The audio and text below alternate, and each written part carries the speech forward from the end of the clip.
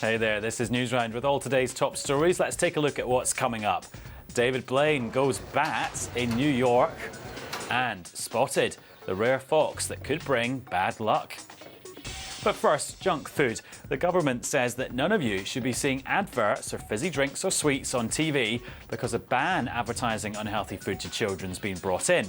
But new research shows that you're still seeing loads of adverts during shows that are aimed more at adults. These are the sorts of foods you shouldn't be seeing advertised on TV. It's all because they're thought to be too unhealthy. New rules introduced in January banned adverts for food and drink that's high in sugar, fat and salt from being shown on TV when you're all tuning in to children's programmes. The problem is the new rules don't include loads of programmes that you're actually watching. So what's going on? Well, a group of researchers has found that only 4 out of the top 20 most popular programmes among children are covered by the ban. That's because it doesn't apply to programmes aimed at adults, but which loads of children tune in for. It means shows like cartoons are covered by the ban, but other shows you love where most of the audience are grown-ups, like Emmerdale, Coronation Street or X Factor, aren't. And that's what's worrying some people. On the one hand, at school, by the government, we're told we should be eating healthily. Then as soon as we turn on the TV or go to the supermarket or look on the internet, the majority of promotions targeted at young people are for unhealthy products. So there's just this mismatch. What we want to see is that balance shifted. But the people who make the adverts say they've done enough and they're not breaking any of the rules. But what do you think? If they are going to put adverts on, then don't put it on children's ones so they don't have to nag their parents, and that's why so many people are becoming obese. I think they should put it on after 10 o'clock or maybe 9, so that, because children should be in bed by that time. I think that if they keep putting it on, they will keep buying it. The government's now having another look at the rules to see if they need to be tightened up. Now, if you're not a fan of maths, you are not alone. School inspectors say that half the maths lessons being taught in England aren't up to scratch. They found that loads of you are only being taught how to pass tests instead of making sure you really understand the subject.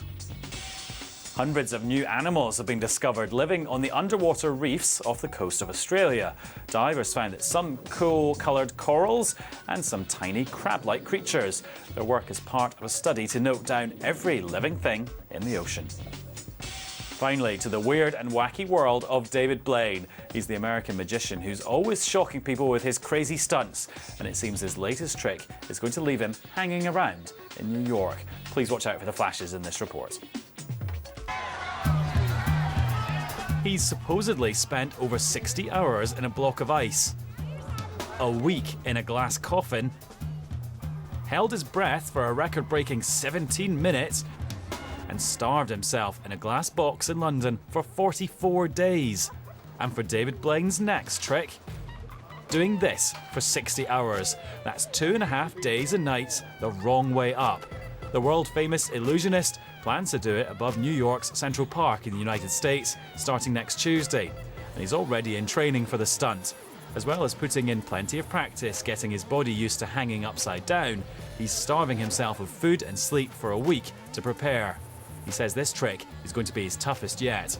This endurance challenge, it is a full-on magic show that I'm pretty excited about. So I hope I can make it through this and get to the end of the stunt successfully. So why does he choose to put himself through this stuff? Well, David Blaine's a celebrity now and makes millions from performing these impossible tricks in front of the world's media.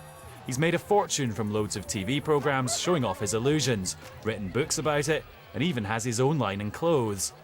Love him or hate him, so long as we're watching him, it's not likely he'll be giving up these massive scale magic tricks anytime soon.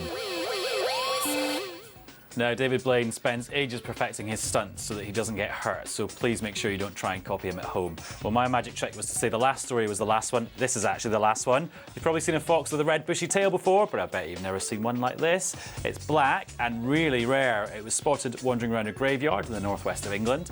Legend has it that it brings bad luck to whoever spots it, so I doubt many people will be looking out for it. That's all from me for now. Newsround's back tomorrow. Have a great weekend. Bye-bye.